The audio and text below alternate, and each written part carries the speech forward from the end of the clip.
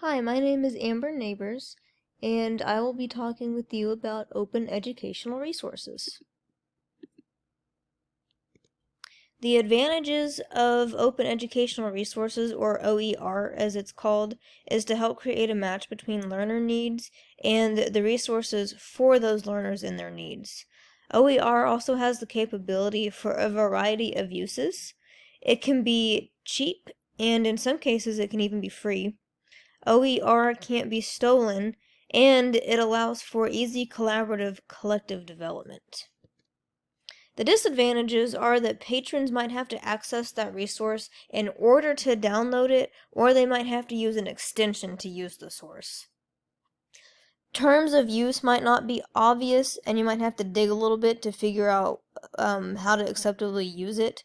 Sometimes the resources could disappear or be discontinued, and then sometimes learners have to access a personal or a school device to use that resource. The selection criteria to consider when picking open educational resources is this content engaging to students and teachers?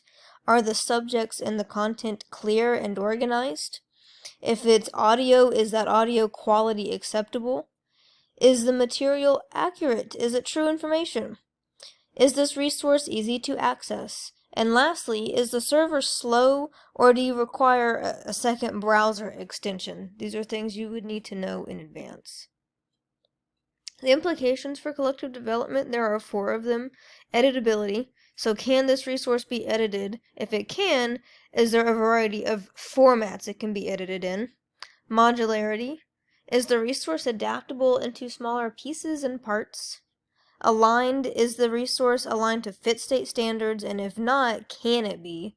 And lastly, reusability. Can the resource be reused numerous times? How adaptable is it? And do there happen to be multiple versions of this?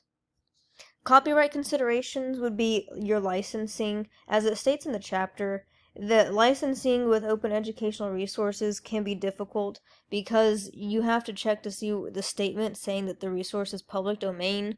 If it's not, it could be a federal government work that might be free to use.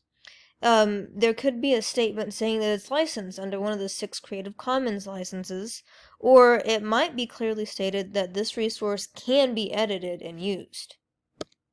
Here are my references.